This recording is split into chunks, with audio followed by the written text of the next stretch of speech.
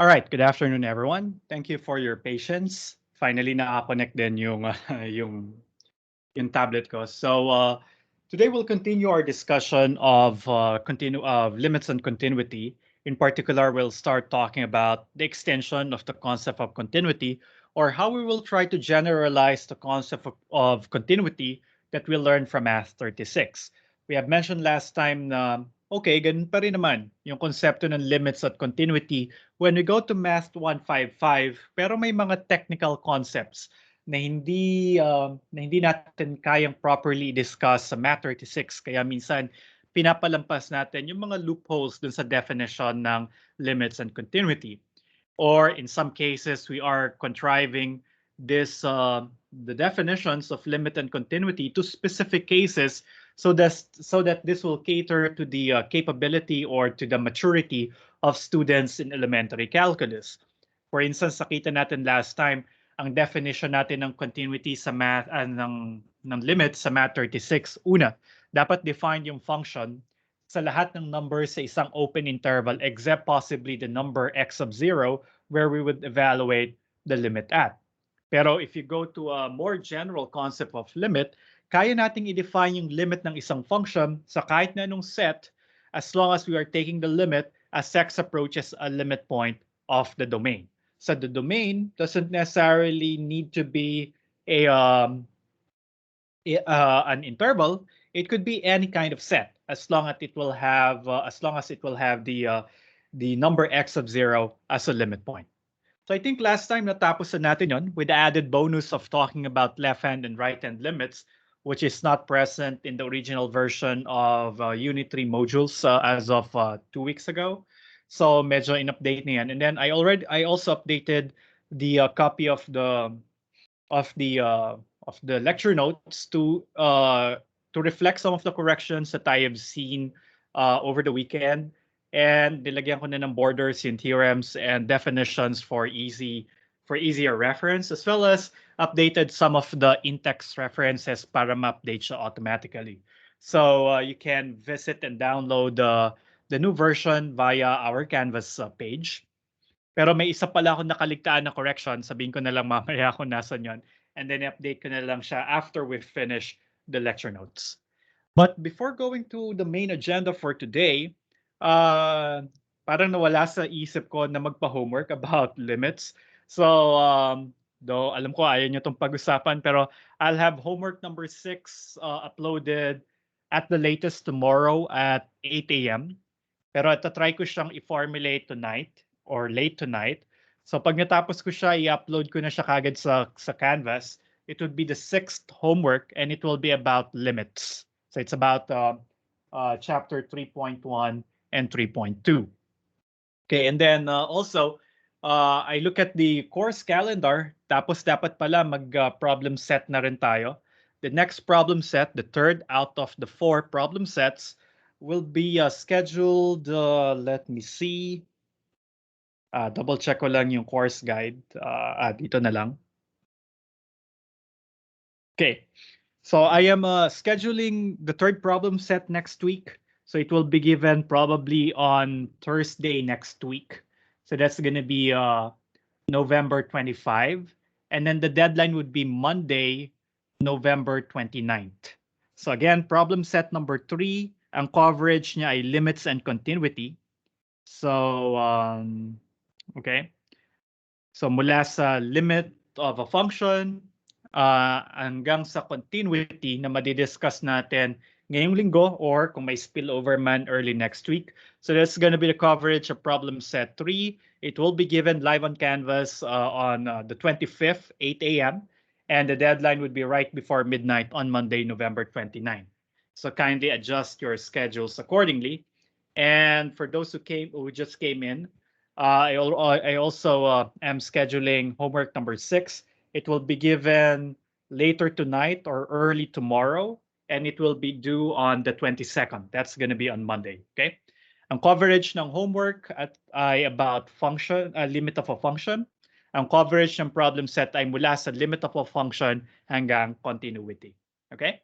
And again, I'll give you probably 4 or 5 problems. One will be required, and you can choose 2 out of the remaining 4. All right. Any questions about that? Or meron ba kayong mga appeals or may mga requests about the problem set? Pwede kayong makipag-haggle today. Pero pagka na-finalize na natin, I'll stick to that schedule. So do you guys have any requests or anything? Any violent reactions? Huwag nyo lang sisirain yung laptop na kaharap nyo ngayon. But is that okay, guys? Let me know kung okay. Oh, yes, Christine.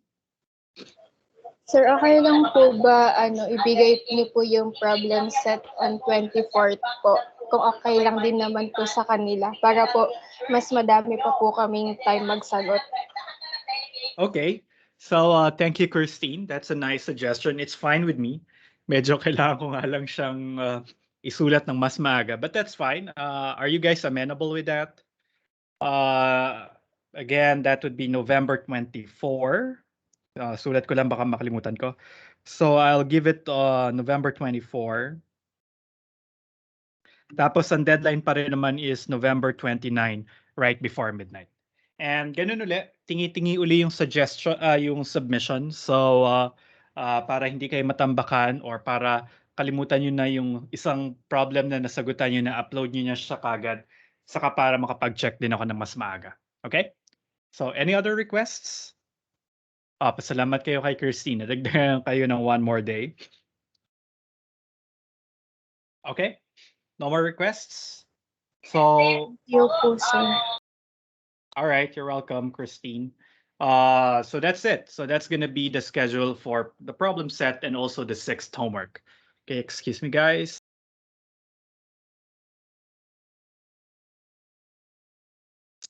Okay, so today let's continue our talk about continuity. So ganun pa rin yung template natin, no? Tinifine natin yung limit ng isang function. Natutunan natin na, okay, yung limit pala ng function, pwede nating ikabit sa notion ng limit of a sequence. So siguro, ganun din yung dalawang bagay na gagawin natin when we talk about continuity today. Number one, we'll compare the notion of continuity from Math 36 and what is the general notion of continuity. And then second, we'll try to tie up continuity of a function with continuity of a sequence.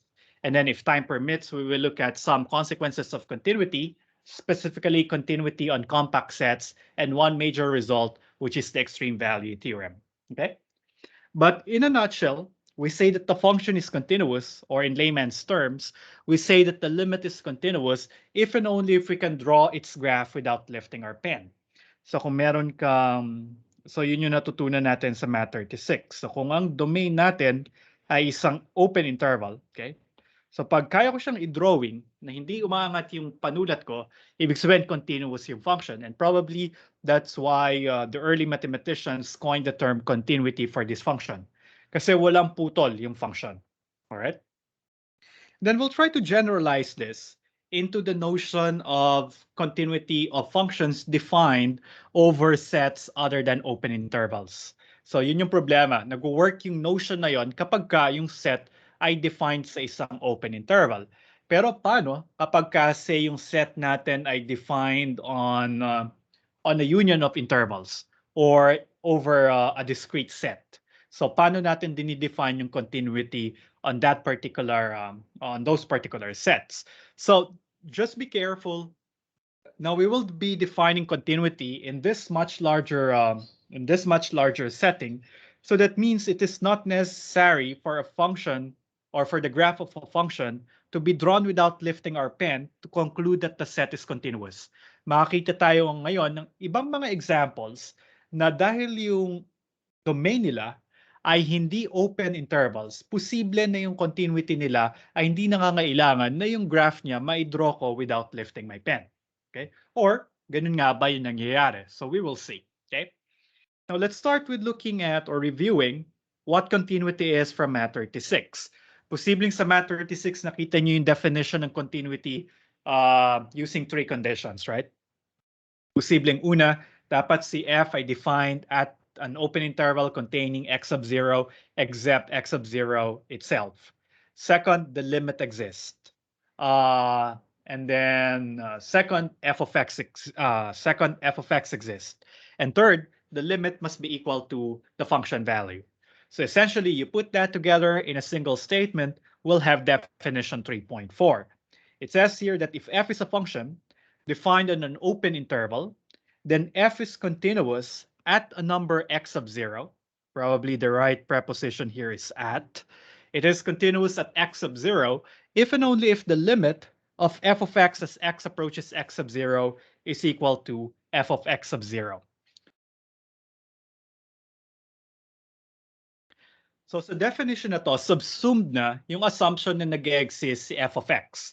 Subsumed na rin yung condition that the limit from the left of x of 0 and the limit of f coming from the right of x of 0 both exist.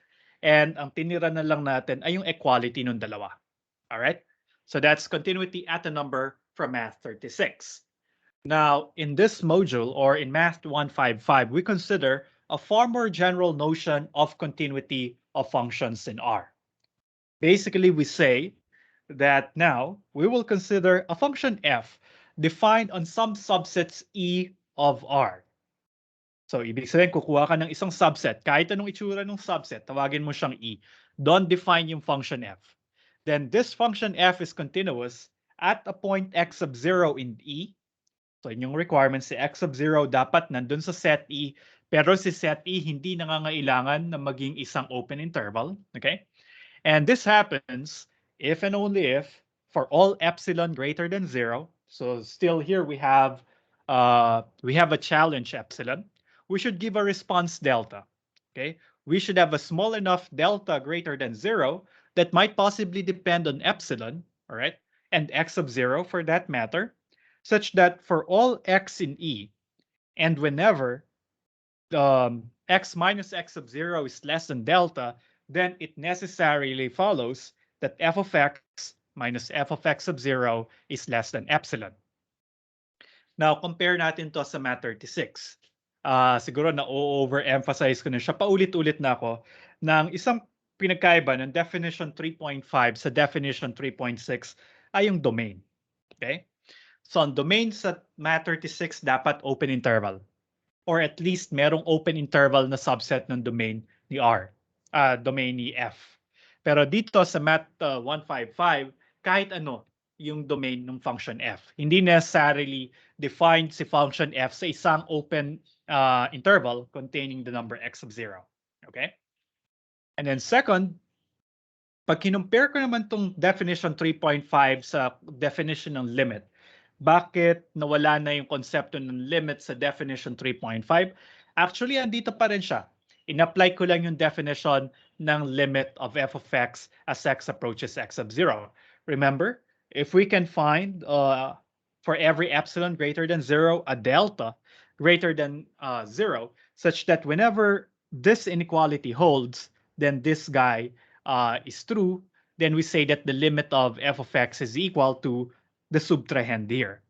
It just so happened na yung L, dun sa definition ng limit ng isang function, pinalitan ko na lamang ng f of x of 0.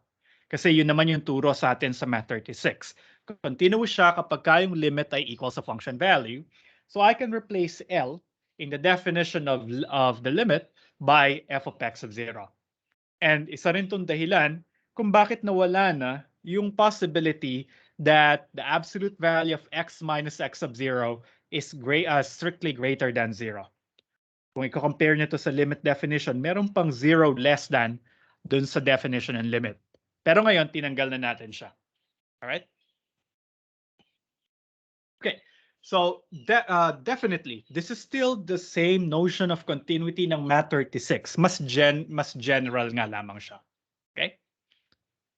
Now, let's look at one quick example of proving continuity of a function at a number x of 0.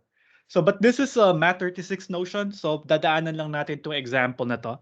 So, let's consider a function g, which is defined to be x times sine of 1 over x if x is not equal to 0. And it's going to be 0 if x is equal to 0. Then we want to show that g is continuous at 0. Well, of course, we'll do a preliminary analysis first, okay? So you are given an epsilon greater than 0. Then we want to find a delta greater than 0 such that for all x in the domain, but in this case, since the domain is not specified, we will assume to be the domain to be the largest possible set for which the function g will be defined. May problema lang itong first condition kapag ka si x ay 0 kasi dun sa loob ni sign, mafo-force tayo to divide by 0. But since we isolated that case to become another condition, then posible na si x ay equal din kay 0. So definitely any real number can fit in as the value of x in the function g.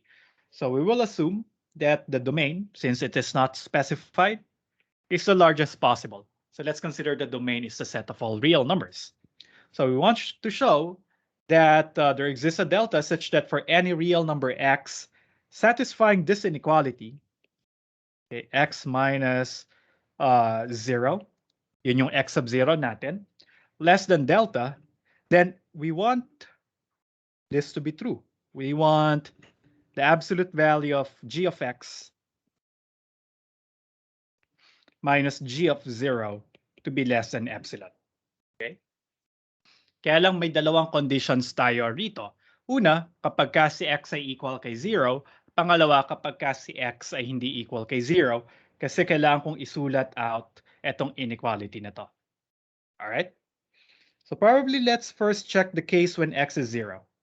So what will happen if x is 0? Case 1, x is equal to 0. If that is the case, then the desired inequality will look like this. Sorry guys, palitan ko lang yung kulay na off lang ako kapag gumamit ako ng red pointer tapos red pa rin yung sulat. So I'll use a lighter shade of red. So here x equals 0, so ibig sabihin gusto kong maging ganito. Oops. So if x is 0, then definitely this guy will still be less than delta because delta is greater than 0. No problem about that. But if we look at the desired inequality, so that means we'll have g of 0 minus g of 0. That's equal to 0. That will be less than epsilon. Okay, so that means we could choose any any delta that we want. All right, kasi lagi lang naman silang magiging equals. Yeah, we can choose any delta that we want because the inequality will be true anyway. Okay, so wala tayong malaking problema doon. Ang medyo malaking problema is when x is not equal to 0. When x is not equal to 0, the desired inequality now reads absolute value of x sine of 1 over x minus minus g of 0, but g of 0 is 0. So ito yung mangyayari, right?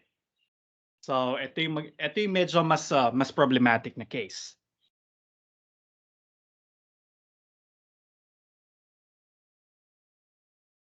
But this case, kailangan ko itong mabound in terms of delta. So I want to write this to the form of something that involving this inequality. All right? Kasi ito yung nagiging assumption natin sa inequality.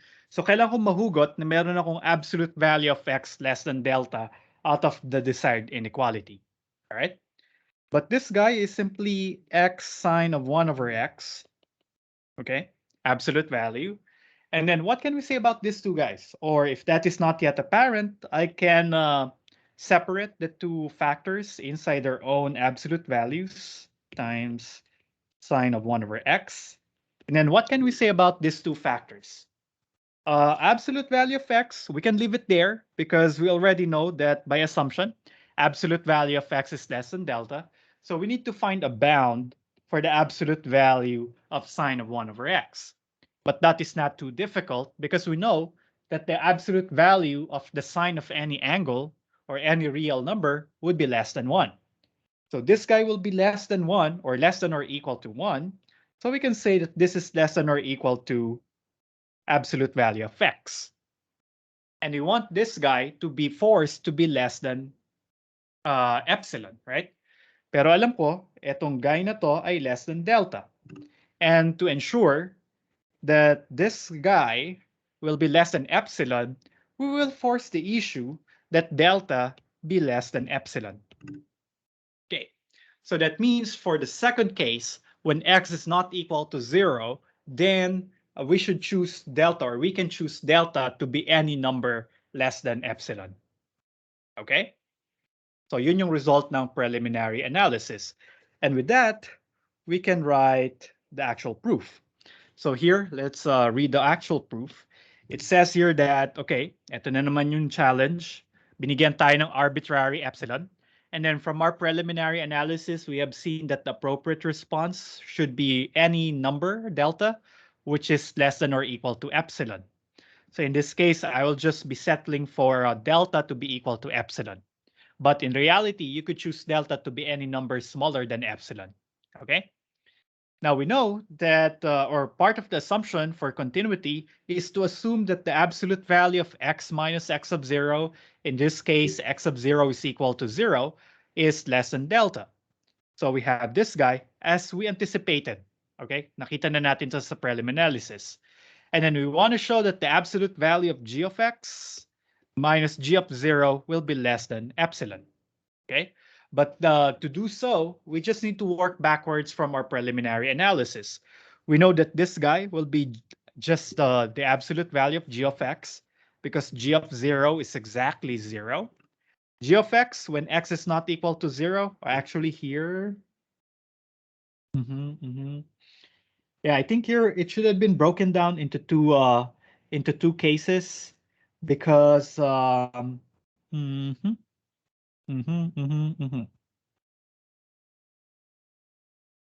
Okay, actually it's fine pa rin pala, kasi whether x is 0 or not, still this inequality will be true. All right? Medyo problematic nga. Hold on. Kailangan ko ba siyang paghiwalayan? Yeah, I think so. Kailangan ko siyang paghiwalayan. Kasi ngayon si x pwedeng maging equal kay 0. Kasi dati sa definition ng limit, nire-require natin si x hindi pwedeng equal kay 0, right? Kasi dapat yung absolute value is greater than 0. But in continuity, we dropped this condition na dapat siya ay strictly greater than 0, paving way for the possibility of x being equal to 0.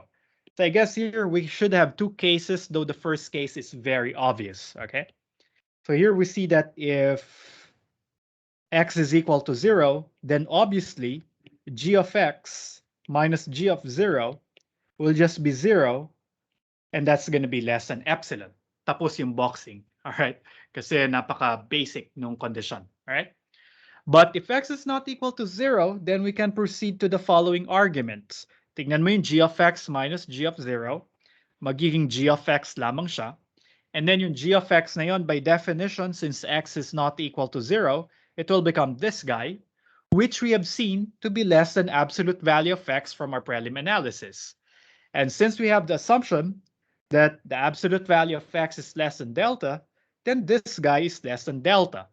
But by design, we choose delta to be equal to epsilon, so this guy can be replaced by epsilon. So in short, in either case that x is equal to 0 or x not equal to 0, we have shown that the absolute value of g of x minus g of 0 is less than epsilon, which completes the proof of continuity. All right? So hindi malaking pagbabago yung continuity, ganun pa rin. So kung define siya sa isang open interval, then your Math36 techniques will still work. Okay? So this example will just serve as a refresher kung paano nagpapakita ng continuity, even just using Math36 tools. All right? Now this is sort of the type of example, yung remark 3.5. Ito yung isang bagay na hindi natin nagawa sa Math36. Okay? So in this example, we want to show that we want to illustrate that any function is continuous at isolated points of its domain. Okay? Yung pala yung ito pala yung isang kaibahan ng definition ng continuity mula sa definition ng limits. So sa limits, requirement na si x sub 0 ay isang limit point ng domain. Pero sa continuity, nawala yung condition na yon. Alright? So continuity, sabi lang natin, a function f is continuous at the point x sub 0. Hindi kailangan si x sub 0 ay limit point. Okay? So, by design, posible pala na maging continuous ang isang function sa isang isolated point ng domain niya. Tandaan niyo pa ba kung ano yung isolated point? Isolated point, ibig sabihin hindi siya limit point. Alright? So kahit wala siyang limit, posible pala maging continuous ang isang function doon. Kasi nga, hindi kailangan siya ay isang limit point. Alright? So, and a nice example is given by after remark 3.5. Halimbawa, yung isang function natin, f, ang domain niya ay discrete set 1, 2, 3. Tatlo lang yung laman ng domain. Such that f of 1 is equal to 1, f of 2 is equal to 3, and f of 3 is equal to 2. According to the definition of continuity, valid itong function na f para ma-check natin kung continuous siya or hindi. Sa Math 36, hindi nyo pwede itong i-check for continuity kasi hindi nyo nasa-satisfy yung preamble ng definition ng continuity. Kasi yung domain ni f ay hindi open interval. Pero sa Math 2155 definition, pwede. Okay? So pwede nating i-check siya kung continuous siya kay 1, kay 2, at saka kay 3 kasi isolated points yung 1, 2, 3 eh hindi naman required sa definition ng continuity na dapat ay limit point yung isang point or isang number kung saan natin i-check yung continuity. Alright? In fact, remark 3.5 guarantees that any function is continuous sa lahat ng kanyang mga isolated points. So for instance, 1 is an isolated point of the set E because we can find an epsilon neighborhood of 1 that will not contain any other element of the set E. Halimbawa, pwede kong kunin yung 1/2 neighborhood ni E. So yung, 1/2 neighborhood ni 1. Pag kinuha ko yung 1/2 neighborhood ni 1, that's gonna be the open interval, negative 1/2 to 3/2. And the open interval 1/2 to 3/2 doesn't contain any other member of E aside from 1. So ibig sabihin, isolated point talaga si 1. Okay? Pero kung i-check ko yung continuity sa kanya, magbigay tayo ng, actually kay 2 pala yung chinek dito. So ganun din naman, si 2 ay isolated point din. So magbigay ako ng kahit anong epsilon greater than 0. Then, ang response ko lamang ay piliin si delta to be equal to 1/2. Okay? Kasi pag kinuha ko yung condition, pag kinuha ko lahat ng x's na element ng domain na nakakasatisfy ng absolute value of x minus x of 0 less than delta, alright? So that's going to be the absolute value of x minus 2 less than the choice of delta. We have said that delta could be chosen to be 1/2. Okay? So x minus 2 less than 1/2.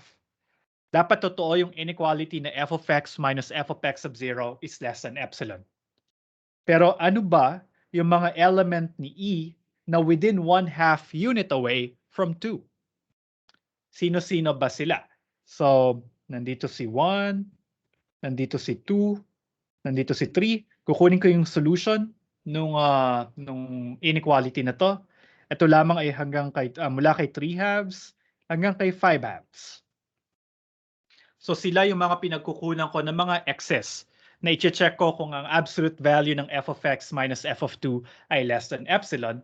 And it just so happened that 2 is the only element of E in this epsilon neighborhood. Okay? So ibig sabihin, kailangan ko lang i-check kung yung inequality na to ay totoo kapag si x ay equal kay 2. Kasi isa lamang yung x dun sa domain na nakakasatisfy ng inequality na to. And true enough, if I plug in x equals 2 here, kasi isa nga lang yung choice ko for x, which happened to be 2, I'll have f of 2 minus f of 2 inside the absolute value bars, and the difference obviously is 0, less than epsilon.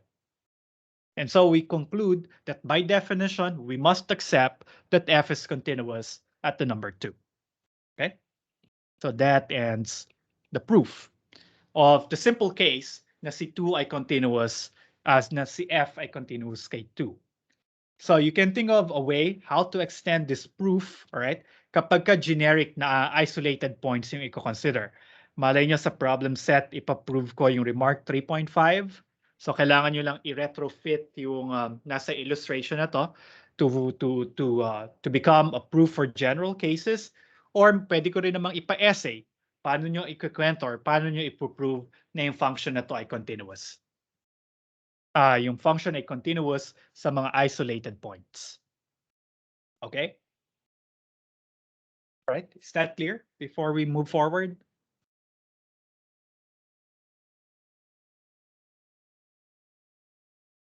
Okay, so if there are no questions, then let's extend it further and look at continuity on a set. Kanina continuity at a number. So tingnan natin yung continuity at a set. Pero simple lang naman. Again, this is the same as your Math 36 continuity on a set. We say a function f is continuous on a set E, and we write it this way: f is an element of curly C of E if and only if f is continuous at every point in E. So para masabi na continuous ang isang function sa isang set, dapat continuous siya sa lahat ng members ng set na yon. Okay?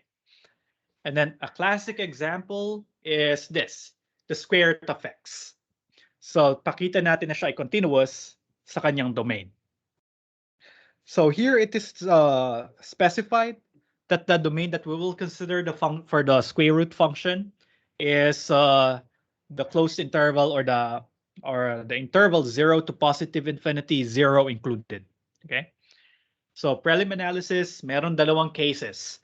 First case is when x is equal to x of 0, representing the leftmost endpoint. Okay. And the other one is when x is not equal to 0. So kung hindi nyo nakita na okay, na kailangan palang hatiin siya sa dalawang cases, pwede naman nag-start yung prelim analysis nyo dito sa case 2. Lahat pala sinulat ko to from scratch. Nakalimutan ko lang. Pero napakita ko na yung buong proof. So pangatawan ko na lang. So kunwari, hindi pa natin nakita yung case 1. Bakit ko siya kailangang hatiin sa dalawang cases? So kung hindi nyo pa na-detect na hatiin siya sa dalawang cases, ganito yung gagawin nyo. So dapat kumuha ako ng isang x na element on domain. So x must be a number greater than or equal to 0. And we will assume that the absolute value of x minus x of 0 is less than delta. Okay? Same prelim analysis as limit, right? And we want the absolute value of f of x minus f of x of 0 to be forced to be less than epsilon. Okay? So expand ko to. So ano nga ba yung itsura ng f of x minus f of x of 0? That will just be this guy. Okay? Plugging in. And then I want to get an inequality that looks like this, or I want to involve this form in the current inequality that we are working on. Okay? So dapat magkaroon ako ng x minus x of 0 sa loob ng absolute value bars. But unfortunately here, we have the difference but of the square root of x and the square root of x of 0, which is a little bit problematic. So we need to be a little bit creative in here. Paano papasok yung creativity? Well, para mapalabas yung x minus x of 0, kailangan i-multiply ko to by the conjugate over the conjugate. So I need to multiply it by square root of x plus square root of x of 0 over the same guy, so that the multiplier that we introduced is equal to 1. So we are not changing this quantity. We're just multiplying it by a number equal to 1. And then when you expand, you will get this guy, all right, all over this denominator. All right. And nothing seems to be wrong here when parang wala pang problema rito, except possibly when x is both x and x of 0 are both equal to 0, but that is not yet apparent until I will introduce this inequality. Okay? Now, ayoko magkaroon ng square root of x sa denominator kasi wala siya dun sa gusto nating form. Pwede yung x matira sa taas kasi ang gusto nga natin magkaroon ng absolute value ng x minus x of 0. So this is the problematic term here, but luckily, if I just drop this down out of the blue, kung burahin ko lang siya dyan, I will get a larger number. because the denominator will now be smaller. And I will have this guy. Now, there's where we will see the problem of allowing x sub 0 to be equal to 0. Kasi kapag pag si x sub 0 ay equal kay 0, this guy will be undefined. At ayaw natin yung mangyari because you will see later that I will replace the absolute value of x minus x sub 0 by delta, and I'll just copy it over. And this would be my choice for, or this will be where I'll get my choice for delta. I'll see that delta could be chosen to be any number less than or equal to epsilon over, or no, epsilon root of x sub 0 times epsilon, pero nanggaling siya sa x sub 0 na nandoon sa denominator. Also, you will see a big problem when x sub 0 is equal to 0. When x sub 0 is equal to 0, you will say here that delta is less than 0, which cannot happen because the definition requires a positive delta. Okay? So yun yung magsasabi sa inyo na, okay, meron na akong prelim analysis pero hindi siya nag-apply kapag ka si x ay equal kay 0 or kapag ka si x sub 0 ay equal kay 0. So kailangan ko ngayong gumawa ng panibagong case. A specific instance wherein x sub 0 is equal to 0. Okay? Tapos ganun pa rin naman yung portion ng preliminary analysis. Assume mo pa rin to. Okay? We want this to happen. And then we got this guy. And then I plug in, we know that x sub 0 is equal to 0. So this guy will just be square root of 0. And this will be square root of x.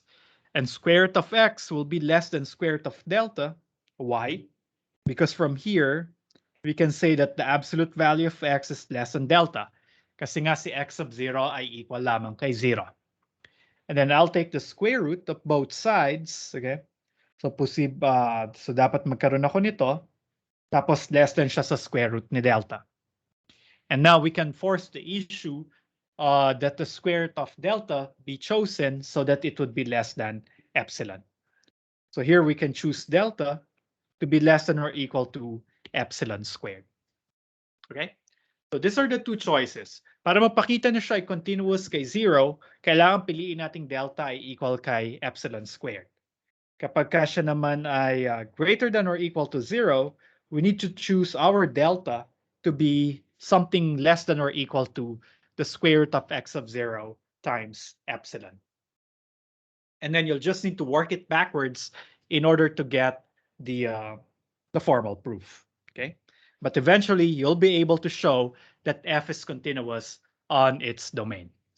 So usually you can write it in words like this, or you can just abbreviate it and write f is continuous on the interval 0 to positive infinity. Okay? Usually, dapat nakaganto pa siya, nasa loob ng parentheses. Pero pag intervals yung usapan, pwedeng wag nyo na siyang ilagay sa parentheses. So this notation here is read as f is continuous on the closed interval 0 to positive infinity. Okay?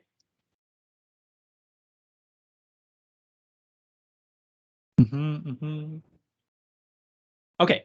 Any questions?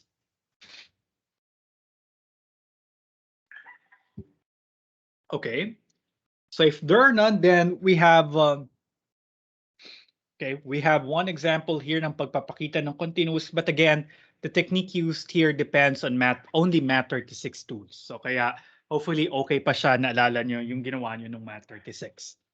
Now we move further, but this time we will characterize continuity of a function at the number x sub 0 when x sub 0 is a limit point of the domain of f. Kasi nga gusto natin ngayon ng mas madaling way para na mapakita ng isang function ay continuous either sa isang number o sa isang set. Okay? Na hindi dadaan dun sa definition.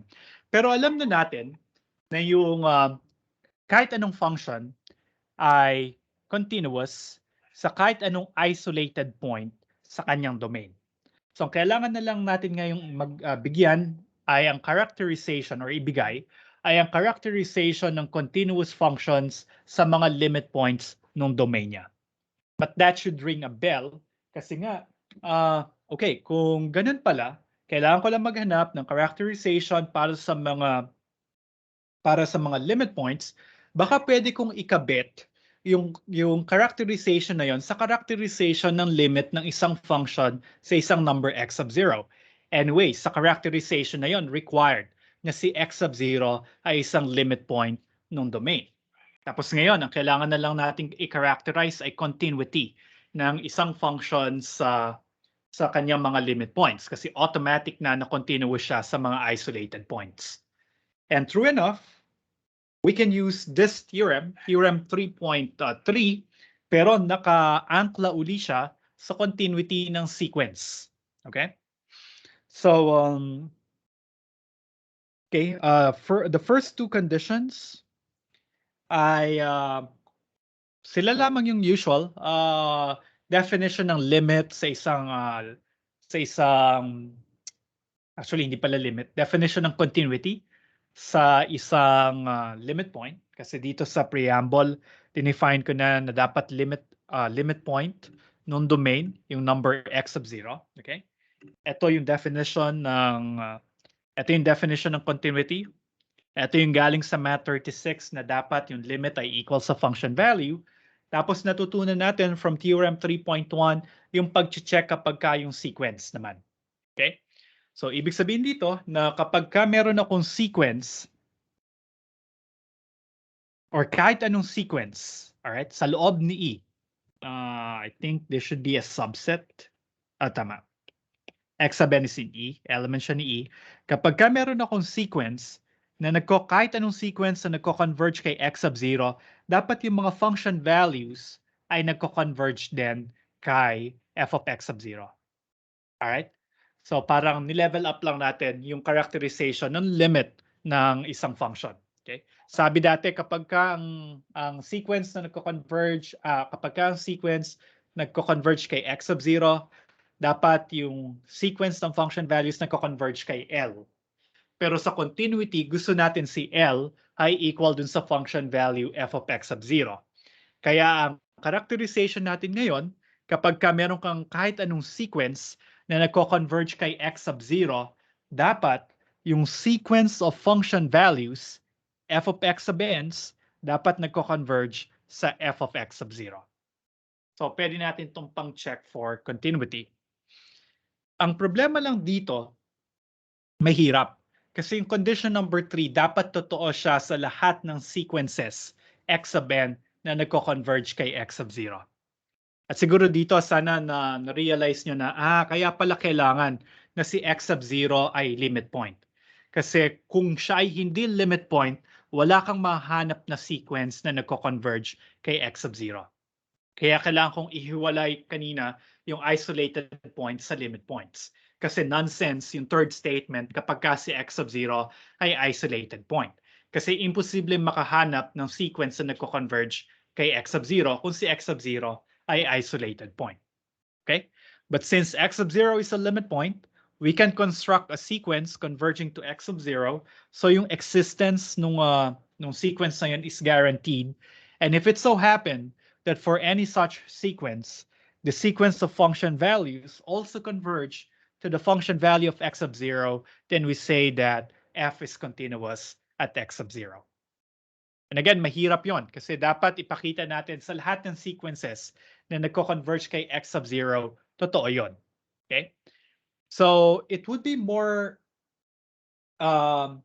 useful kung gagamitin natin siyang criterion para sa discontinuity. And this is similar to the criterion we use to show that the limit of a function is not equal to a certain number or that the limit doesn't exist. So para mapakita or ma-prove ng isang function ay discontinuous sa isang number or sa isang limit point, okay, kailangan lamang makakita tayo ng isang sequence ng mga x's na nagko-converge kay x sub 0, pero yung function values, yung sequence of function values ay hindi nagko-converge kay f of x sub 0. And if you can find at least one such sequence, then f is not continuous at x sub 0. Diba mas maganda to kasi hindi ka nadadaan sa epsilon delta definition, the crazy negation of that quantified predicate.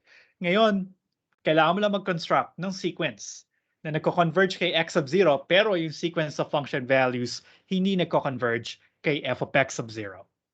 Okay? Now, as an example, let's consider problem 7 here. Ipakita natin ang set of ng points of discontinuity ng floor function ay the set of integers. Okay? So are you guys familiar with this, the floor function? So ang tawag sa kanya ay floor function, or ano pa bang tawag sa kanya? Greatest integer function. Sometimes it's denoted this way. Okay? Pero ang idea niya ay i-round down mo yung number x. Kukunin mo yung pinakamalaking integer na mas maliit sa kanya. For instance, the floor of 1 is equal to 1 because 1 is the largest integer less than or equal to 1. So negative 1, its floor value is negative 1. Okay? Pero kapag halimbawa meron ka ng 1.99, kukunin natin yung pinakamalaking integer na mas maliit kay 1.99. And that will be the number 1. Okay? 1.01, the floor is also 1 kasi yun yung pinakamalaking integer na mas maliit sa kanya. Also, for instance, let's have negative 1.01. Kunin ko yung floor niya. Kukunin ko yung integer na pinakamalaking integer na mas maliit kay negative 1.01. So si negative 1.01 halimbawa ay nandito, kukunin ko yung sumunod na integer sa kaliwa niya. So I will get a negative 2. All right? So this guy is equal to negative 2. So kung ipa-plot niyo yung graph nitong floor function, makikita niyo para siyang ladder. Kaya ang tawag sa kanya minsan ay step function. So ibig sabihin, ganito yung graph niya. Okay. Oops. Dapat siya ay open dito sa kanan. Tapos dito na siya. And so on. Okay. And the points of discontinuity kung saan nagka-break yung graph ay dun sa mga integers. So ito dapat ay integer 1, integer 2, integer 3. Okay? Now to indeed prove that the set of points of discontinuity of the floor function is the set of integers, we must do two things. Number one, show that f is continuous at any integer.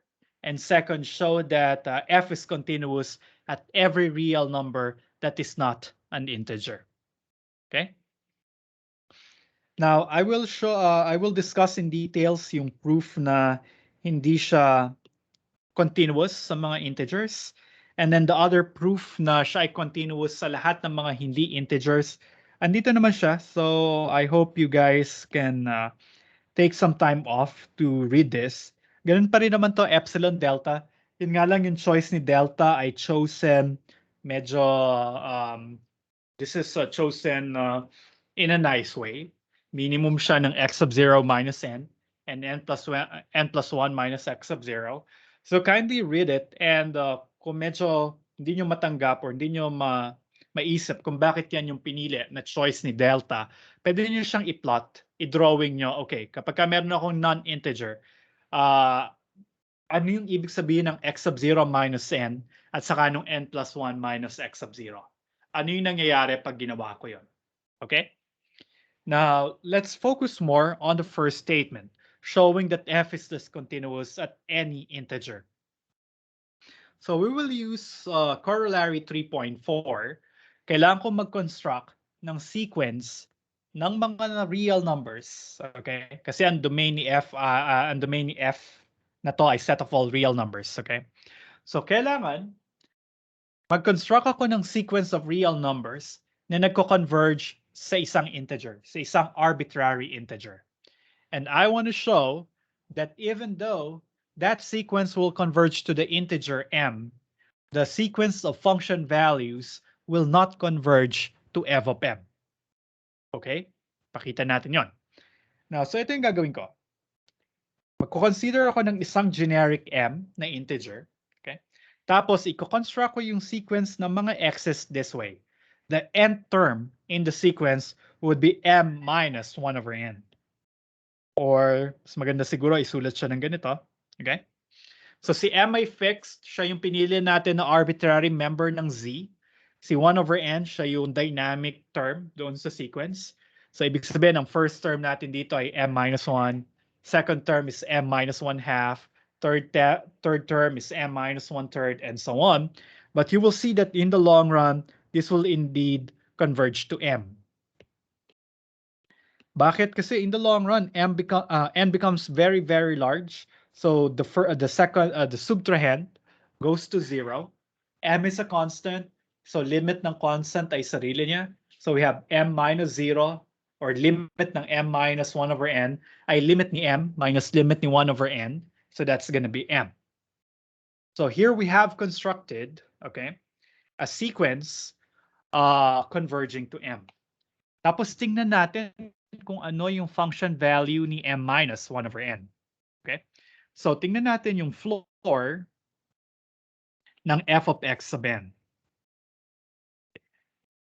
Pero yung okay. Pero yung x sub n, sabi natin siya ay m minus 1 over n. Okay? So here, kukunin natin yung floor ng m minus n. So this would be, actually dapat pala wala ng floor. Tapos ito ay ulitin ko na nga lang. Siya ay floor ng ganito siguro. F of m minus 1 over n. Tapos ito ay equals sa floor ng m minus 1 over n. Ano yung floor ng m minus 1 over n? So what is the largest integer that is smaller than m minus 1? Definitely, that will not be equal to m. Alright? Bakit hindi siya pwedeng equal kay m? Kasi nga nabawasan na siya ng kaunti. Nabawasan na siya ng 1 over n. So m minus 1 over n will be smaller than m for any value of n. So kung mas maliit siya ng konti kay m, so ibig sabihin yung floor niya ay si m minus 1. Yung integer that is immediately before, this is immediately before m. So siya dapat si m minus 1. Pero si m minus 1, hindi siya yung function value ni m. Kasi ang function value ni m ay sarili niya. Kapag si m ay integer, ang greatest integer less than or equal kay m ay si m din. Okay? So what have we constructed here? We have constructed a sequence of x sub n's. Okay? Meron tayong sequence ng mga x sub n's na nagko-converge kay m. Pero yung sequence ng mga function values ay hindi nagko-converge kay f of m. Kasi ang laging function value ng mga x sub n ay laging equal kay m minus 1. So ibig sabihin yung f of x sub n ay nagko-converge kay m minus 1. Pero si m minus 1 hindi siya yung function value ni m whenever m is an integer. So therefore, indeed, the function f is discontinuous at any integer number or at any integer by corollary 3.3.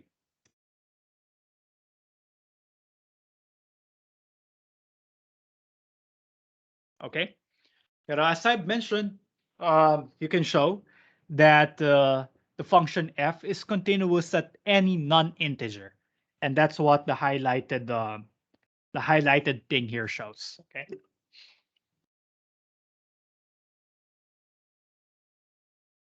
Okay, any questions? Meron bang may malabo ba, guys? Or okay lang?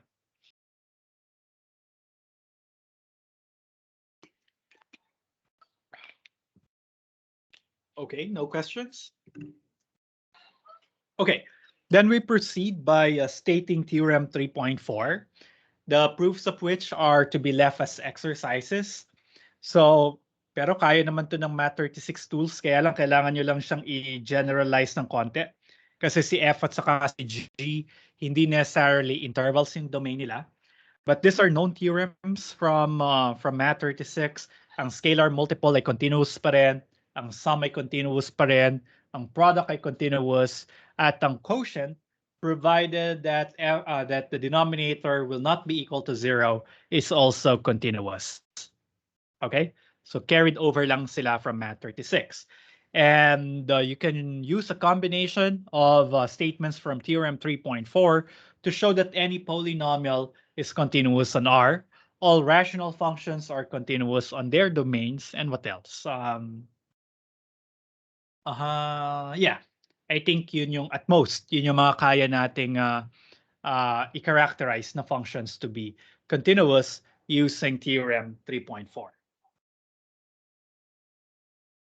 Okay. Now, what we will prove in details would be this, that the composition of continuous functions preserve continuity. Okay. So, na-double yung O, composition of continuous functions. So, I hope you remember composition of functions. So, kung meron kang function f from A to R, tapos meron kang function g defined from B to R, and that the range of f is a subset of B, then we can define G circle F. So yung G circle F ni X, or G followed by X, followed by F of X, ay evaluate ko muna si F of X. Kung ano man yung sagot kay F of X, siya yung ipapasok ko kay G. Alright? So that's how the composition function F circle G works. And G circle F has domain A and codomain R. So the theorem says that if f is continuous at x of 0, that's our first assumption. Second assumption is that g is continuous at f of x of 0, then the composition is also continuous at x of 0. So composition preserves continuity, assuming that f and g has the desired continuity properties. Okay, so let's write a proof for this. Okay, now probably I can start by noting that by assumption, okay, G is continuous at the set containing x sub 0, set containing f of x sub 0. Okay, so part yun ng assumption, si G ay continuous sa f of x sub 0. Remember, f of x sub 0 is simply a number. All right, so this means for all epsilon greater than 0, gagamitin ko yung definition ng continuity, there exists a delta prime greater than 0. Okay, so ang ginamit ko lang dito ay delta prime, but this is basically the response to the challenge epsilon, such that if x belongs to the domain of G, ang domain ni G ay B, and the absolute value of x minus x sub 0, or actually hindi pala x minus x sub 0, ano yung pumapasok kay G? Pumapasok kay G ay hindi ko pala kailangan yung buong B kasi gusto ko lang siyang ipakita kay x sub 0. Alright? Si x sub 0 ay isang pre-image element siya ng domain F. So ang mangyayari dito ay such that if f of x minus f of x sub 0 is less than delta prime, okay? Bakit ginamit ko si f of x minus f of x sub 0 here? Kasi ang sinasabi natin ay continuous si G sa number f of x sub 0. So definitely here, instead of just an x sub 0 here, meron akong number f of x sub 0. Kasi ang kinoconsider natin dito na element ng domain ni G ay yung x sub 0 na nasa domain din ni F. So ibig sabihin, pag gagamitin ko yung definition ng continuity ni G, I will specify it to continuity on the image of F. Okay? Kaya ito yung nangyayari. Kasi ito yung papasok sa G. Ito yung papasok din kay G para mag-guarantee na yung absolute value ng G circle F of X minus G circle F of X sub 0 ay less than epsilon. Okay? Or kung ayaw nyo ng, siguro sulat ko to ng ganito. Okay. G circle, tapos ito ay parenthesis then. Okay? So remember dun sa definition ng continuity, pag tinanggal mo yung function dito, dapat yun yung makikita mo na less than delta. So pag binura ko dito yung mga G, sila dapat yung makikita ko sa inequality involving delta. So I will have f of x minus f of x of 0. Kaya siya yung dapat mag-satisfy nung bound involving the response delta prime. Okay? Kasi continuous si G dito. Tapos I'm almost done. I already have the desired inequality. The desired inequality in the definition of continuity of G circle F. Pero dapat para mapakita na si G circle F ay continuous sa x of 0, dapat totoo ito. Okay? Na i-imply niya itong desired inequality for any choice of epsilon. Okay? Now, I will use that fact here, okay? But we also know that f is continuous at x of 0, all right? Or at the set containing x of 0. Dahil si f ay continuous sa x of 0, then sa kahit anong epsilon na piliin ko, kahit siya pa yung delta prime kanina, okay? So, then,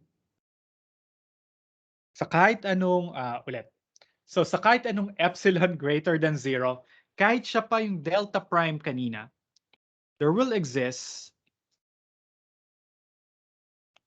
a delta greater than 0 such that if the absolute value of x minus x of 0 is less than delta, then the absolute value of f of x minus f of x of 0 will be less than the desired epsilon. Pero sabi ko kanina, ang desired epsilon ko ay delta prime. Okay? Bakit pinili ko na yung epsilon sa definition ng continuity ni f ay maging si delta prime? Pinili ko siya, pwede ko siyang piliin kasi nga dapat pag continuous siya sa kahit na anong epsilon na piliin natin, dapat itong inequality, conditional statement na to ay totoo. Dapat sa kahit ng anong epsilon mag-work siya. So mag-work siya dapat sa delta prime kasi si delta prime ay positive. Pero what's the beauty of specifying epsilon in this paragraph to be equal to delta prime? Kasi pag kinuha ko yon, okay? Pag kinonsider ko si epsilon dun sa second paragraph to be delta prime, I will have this statement. I have the assumption that x minus x of 0 is less than delta. And by the continuity of f at the number x of 0, it will tell us that the absolute value of f of x minus f of x of 0 is less than any epsilon of our choosing. In particular, I choose epsilon to be delta prime, the same delta prime used in the first paragraph. Why? Because then, di pa pala doon natatapos yung sentence kasi kung totoo ito, alam ko from the previous paragraph that this implies this guy. Alright? Tapos alam na natin na ito ay totoo. Alam na natin na ito ay totoo. So by this implication, this guy should also hold true. And what do we have here? Tingnan natin. So kung titingnan natin ng buo yung proof, nagbigay ako ng kahit anong epsilon greater than 0. I have found a delta greater than 0 such that if absolute value of x minus x of 0 is less than delta, it follows that g of f of x minus g of f of x of 0 is less than epsilon. And this is precisely, if you look at this is g circle f of x minus g circle f of x of 0 less than epsilon.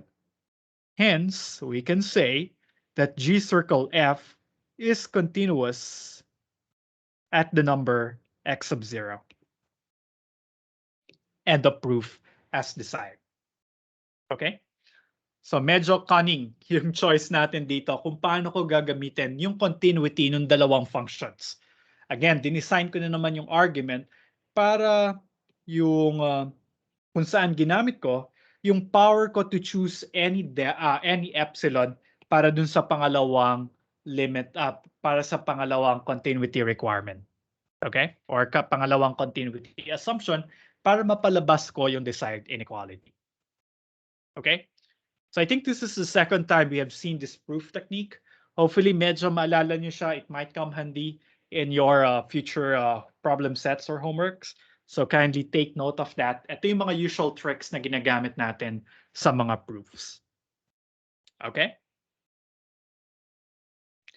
Now let's see. Should I go further? Okay. All right. Siguro I'll start talking about continuity on a compact set. Okay. Now, so continuity on a compact set, remember from when was that? Unit 1 or Unit 2? We define when a set is compact. We say a set is compact if and only if every sequence in the set has a convergent subsequence in that set. So that's how we define compactness. So yung pagiging compact niya. Or we have a characterization for compact subsets of R. A subset of R is compact if and only if it is closed and bounded. So na-prove na natin to. I think this is our statement of the Heine-Borel theorem from when? From Unit 2. Okay? Now, we define ang pagiging bounded ng isang function. Alam lang natin ay bounded set. So we say that the function f is bounded if the set of all of its images is also bounded. Okay? So kung meron tayong function f defined from a set E to the set R, and we take a subset of the domain, yung image ng subset ni domain, denoted by f bracket A, laman lamang niya lahat ng function values ng mga elements ni A. So pag pumili ka ng subset A ng domain, kunin mo lang lahat ng posibleng function values ng mga elements ng subset na yon, kolektahin siya sa isang set, ang tawag natin doon, yun yung image ng given subset. So this is denoted by f bracket x. So ang laman niya, lahat ng f of x's, where x is an element of A. Now we say that the function f is bounded if the image of its domain is bounded. Okay? Kasi yung f bracket E, set na siya. Alam na natin ano yung definition ng pagiging bounded ng isang set. So if you consider, if you want to define boundedness, it is but natural to define or to characterize boundedness of a function by the boundedness of its image. So kunin natin yung f bracket E. Ito yung range ng function f. Isa siyang set. Kung siya ay bounded, that is, if there exists a positive constant, which is an upper bound for all absolute values of function values, then we say that f is bounded. Okay? Ganun din kapag siya ay subset. So yun yung pagiging bounded. Now, gusto nating tanong ay, na-preserve ba yung continuity ng isang set pagka kinuha ko yung image ng set na yon under a continuous function? Or in other words, if you have an open set, tas nilagay ko siya sa loob ng isang function, kinuha ko yung image ng set na yon, yung image ba ay open pa rin? Okay? Or in symbols, if I take as an open set O, kung siya ay open, subset ng domain, ang subset natin ay E, kumuha ka ng isang open subset ng domain, then question is, and then we assume f is continuous, say on its domain, then the question is the image of an open set also open? Wala pa palang tanong doon. So ito ba ay open? Dapat pala ay R. So pag nagpasok ako ng isang open set sa isang continuous function, open pa rin ba yung makukuha kong sagot? Or if ano nga ba yung ginamit kong letter sa closed? If f is a closed set, okay, is the image of f also closed? Yun yung tanong. Napreserve ba yung pagiging closed ng isang set? And the answer to both of these questions is a big no. Ang image ng isang open set ay hindi necessarily open set. Ang image ng isang closed set ay hindi necessarily closed under continuous functions. And let's see an example why. Okay. So halimbawa, kunin natin yung f of x equals x squared. It is a polynomial, so we know it is continuous everywhere. Okay? Pero pag ni-restrict ko yung, pag kumuha ko ng subset ng domain, say an open set, halimbawa, open set, -1 to 1. Sure tayo open set yan kasi open interval yan. Pero pag kinuha natin yung f bracket A, yung set of all images, if I take elements of the open interval -1, ang makukuha kong range, makukuha kong image ay yung half open, half closed interval 0, 1. Okay? Kasi si 0, makukuha ko siya as the image of 0. Pero si 1, hindi ko siya makukuha ang image under A. Kasi walang element si A na magbibigay sa akin ng x squared equals 1. Kasi si A ay -1 to 1 lamang open interval. So hindi niya laman si -1 at si 1, which is the only real numbers that will give us x squared equals 1. So essentially, ang image niya ay half closed, half open interval. And here we see that this guy is not open. Okay? So kahit open, yung set na i-input natin dun sa function, yung image niya ay hindi naman open. Okay? The same thing sa pagiging closed. So, halimbawa, kunin ko tong function na to. 1 over 1 plus x squared. Yung mga nagwa 155 dyan, medyo may bangungot sila sa 1, ng mga nagwa 174 dyan, may bangungot sila sa 1 over 1 plus x squared kasi kamukha niya yung nasa Runge phenomenon. All right? So, but this nice function, 1 over 1 plus x squared, is a classic example of a continuous function that doesn't preserve continuity. Or sorry, pagiging closed. Okay? Continuous si G, pero pag kinuha ko yung closed set na 0 to positive infinity, okay? Ito ay closed kasi lahat ng limit points ng set nito ay nasa sarili niya. Pag kinuha ko lahat ng function values ng mga numbers dito sa interval nito, makukuha ko itong half open, half closed interval. So plug in mo lang yung mga 0 to infinity, nandyan siya. Makukuha ko pa rin ay positive, lahat ng positive number less than or equal to 1, pero hindi si 0. Kasi si 0, never itong mag-0 kasi yung numerator ay constant na 1. So essentially, we have found that the image of a closed set is not necessarily closed. So ang tanong ngayon, anong klaseng mga sets ang napreserve ng continuity?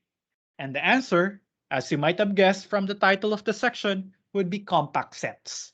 It says here that if you have a compact set, then its image under a continuous function is also compact.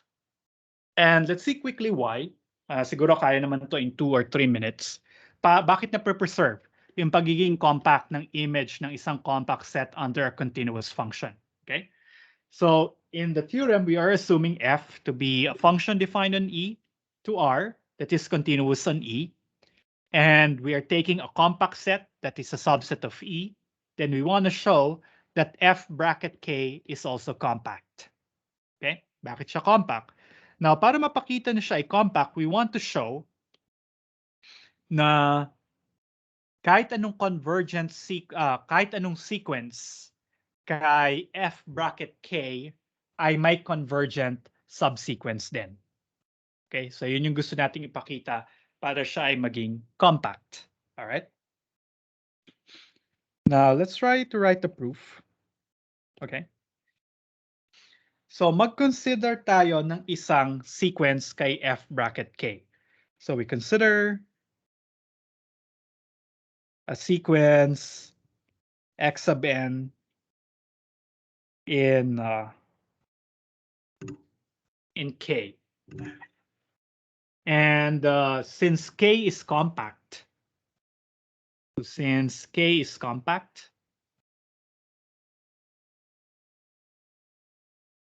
then there exists a sequence, a subsequence x sub n k that converges to an element x sub 0 of capital K.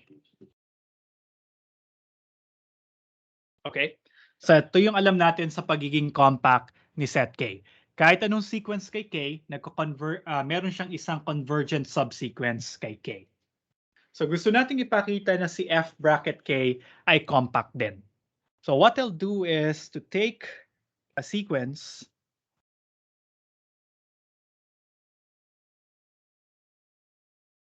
f of x sub n in F bracket K. Okay? Gusto kong hanapan ng convergent subsequence itong f of x sub n na nagko-converge din sa isang element ni F bracket K. Okay? So ano kaya yung pwede kong gawin dito? Now,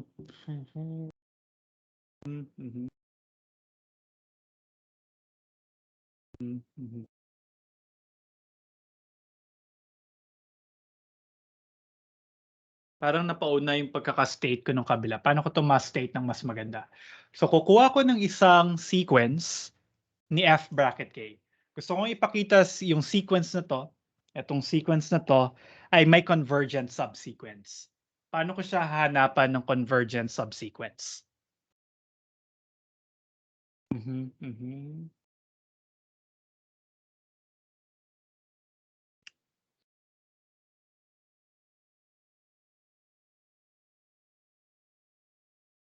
Gagamitin ko kaagad yung f of x sub n. Okay. Hold on guys. Parang napaaga yung gamit ko nung unang statement. Isip ko kung paano ko siya ma-state ng mas maayos. Let's see.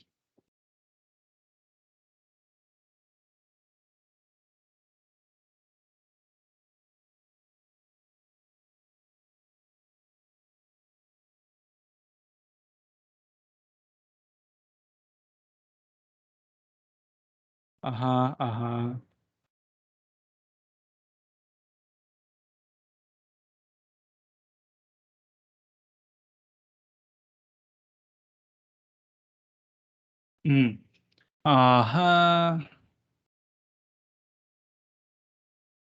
Okay, so dapat hindi ko pala muna siya sinulat na f of x sub n para obviously magagamit ko siya sa kabila.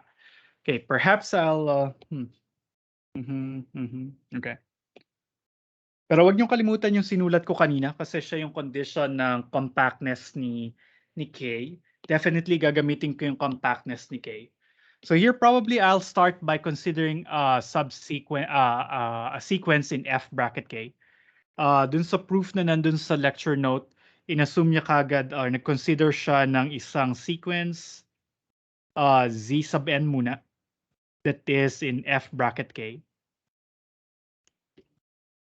Napaaga yung pagpili ko pero bakit hindi ko siya maisingit? Bakit hindi ko siya mapawork? Okay, so we want to find a subsequence na nandito. So kung si Zn ay isang sequence in F bracket K, then, okay, I see. There exists x sub n's in K such that f of x sub n ay equal kay Zn for all n in n. Okay? Bakit? Kasi yung mga elements, yung mga terms ng sequence ay nasa loob ni F bracket K. Kasi dahil nasa loob sila ni F bracket K, dapat yung mga Zn, function value siya ng mga elements ni K. So that is for any n, there will exist an element of K, say x sub n, such that f of x sub n ay equal kay Zn. Kaya hindi pala nag-work yung tinatry kong proof kanina. So dahil dito, okay, pwede ko nang gamitan ngayon yung continuity. Now, if we will consider, okay, the sequence x sub n is a subset of a compact set K. So there exists a subsequence x sub n k of x sub n that converges to, say, a number x sub 0 in K. Alright? Ito yung sinulat ko kanina. Dito ako nagsimula kanina kaya hindi ko siya magamit. Kasi nauna yung sequence x sub n ko kesa dun sa sequence ng f bracket K. Okay? So yung sequence x sub n, dahil nasa sa loob siya ng isang compact set, meron siyang isang convergent subsequence. Say x sub nk. At dahil continuous si f by the continuity criterion kanina, then it follows that f of x sub nk must converge to f of x sub 0 since f is continuous at x sub 0.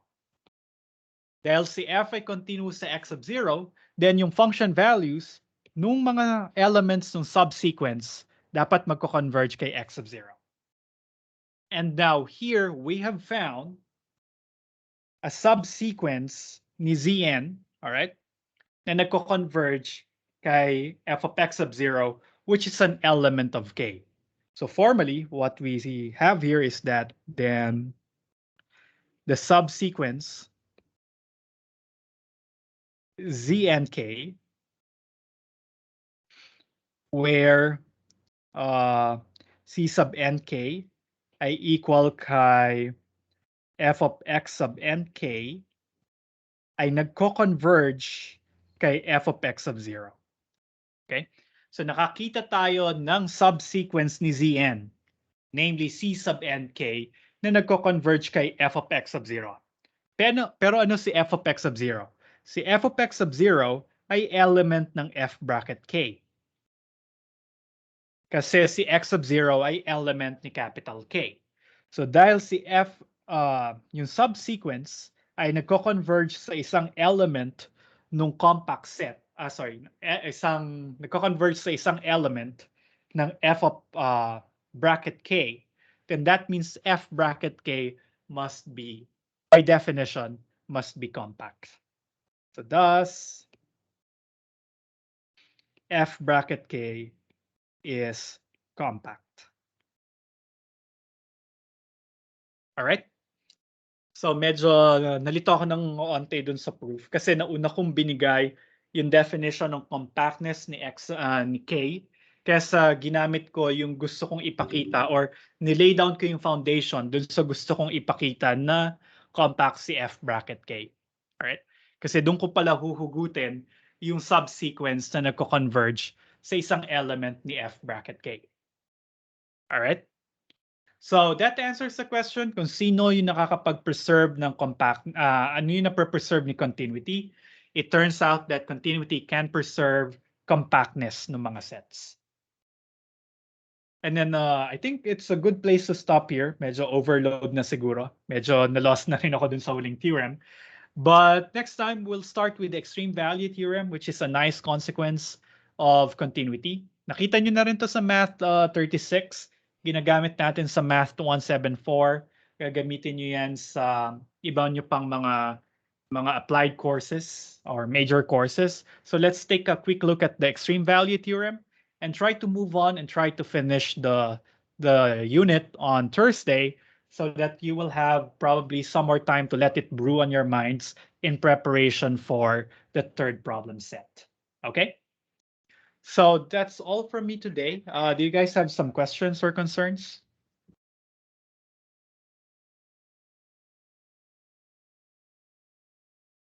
All right, so if there are none, then thank you guys for coming. Enjoy the rest of the night, and then let's see each other again on Thursday. Bye, everyone.